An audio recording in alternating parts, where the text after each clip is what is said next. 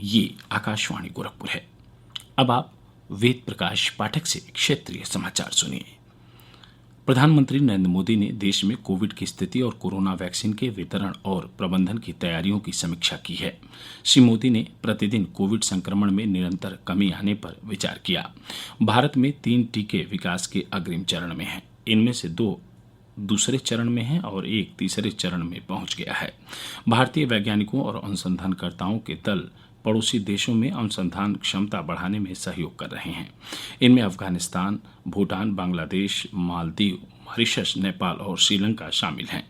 Bangladesh, Myanmar, Qatar और भूटान ने भी भारत से अपने यहाँ नैदानिक परीक्षण के लिए अनुरोध किया है। इस बीच प्रधानमंत्री कार्यालय ने एक वक्तव्य में कहा है कि भारत में कोविड वायरस के बारे में किए गए 2 प्रमुख अध्ययनों से पता चला है कि वायरस के स्वरूप में कोई परिवर्तन नहीं आया है।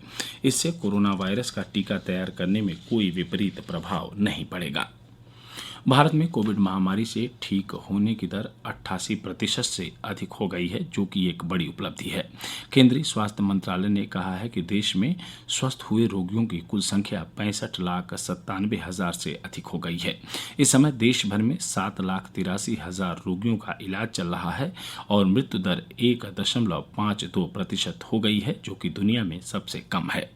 ठीक होने वालों की संख्या में लगातार वृद्धि से रोगियों की संख्या भी काफी कम हो गई है और यह इस समय इलाज करा रहे रोगियों की कुल संख्या के 10.45% के बराबर है। पिछले 24 घंटों में 72,000 से अधिक रोगी कोविड महामारी से स्वस्थ हुए हैं और 61,871 नए मरीज सामने आए हैं। देश भर में कुल संक्रमित व्यक्तियों की संख्या 74 लाख से ज्यादा हो गई है। स्वास्थ्य मंत्रालय ने कहा है कि पिछले 24 घंटों में 1033 रोगी इस महामारी का शिकार हुए हैं, जिससे देश भर में अब तक कोविड से मरने वालों की कुल संख्या 1,14,031 हो गई है।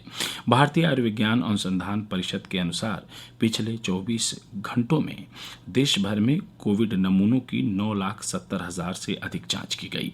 अब तक देश में कुल 9,42,00,000 नमूनों की जांच हो चुकी है। कोविड-19 के बारे में आकाशवाणी समाचार के लाइव फोन इन कार्यक्रम में हिस्सा लेते हुए चिकित्सा विशेषज्ञ डॉक्टर राजेंद्र धमीजा ने त्योहारों के मौसम में कोरोना वायरस के संक्रमण से निपटने के लिए सुरक्षा उपायों के महत्व पर बल दिया।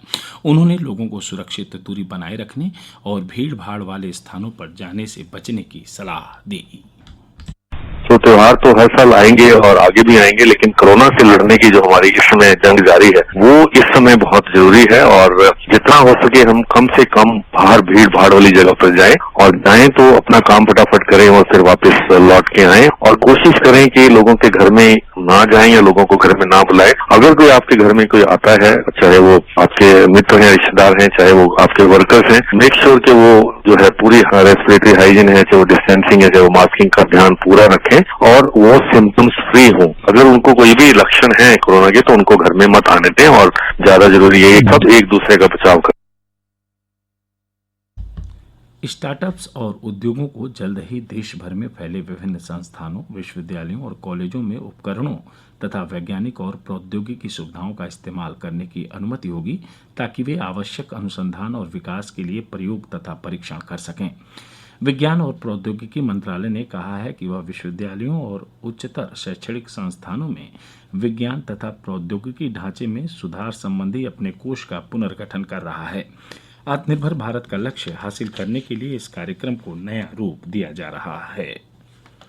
प्रधानमंत्री नरेंद्र मोदी इस महीने की 25 तारीख को आकाशवाणी से मन की बात कार्यक्रम में देश और विदेश में रह रहे लोगों से अपने विचार साझा करेंगे। यह मन की बात कार्यक्रम की 70वीं कड़ी होगी।